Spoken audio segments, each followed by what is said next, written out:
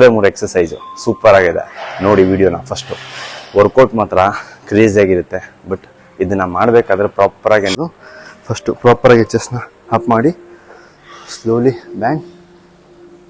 1 2 3 4 5 6 7 8 9 10 11 12 13 14 15 16 17 18 19.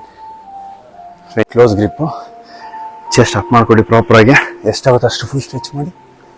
1 2 3 4 5 6 7 8 9 10. 1 2 3 4 5 6 7 8 9. ಡಯಟ್ನ ಮಾಡಬೇಕು. ಆಗಲೇ ನಿಮಗೆ ಬ್ಯಾಕು ಸ್ಟೆಬಿಲಿಟಿ ಮತ್ತು ಶೇಪು ಮಸಲ್ಸು ಇಂಪ್ರೂವ್ಮೆಂಟ್ ಆಗೋದು. ಇಲ್ಲಾಂದರೆ ನಿಮ್ಗೆ ಏನೇ ಕಾರಣಕ್ಕೂ ಬ್ಯಾಕು ಸುಮ್ಮನೆ ಇರುತ್ತೆ ಹೊರತು ಸ್ಟ್ರಾಂಗಾಗಿ ಕಾಣಲ್ಲ. ವಿಡಿಯೋ ಇಷ್ಟ ಆಯಿತು ಅಂದರೆ ಲೈಕ್ ಮಾಡಿ. ಒಂದೇ ಒಂದು ಲೈಕ್ ಮಾಡ್ಬೋದು ಅಂದರೆ ಬೇರೆಯವ್ರಿಗೆ ಶೇರ್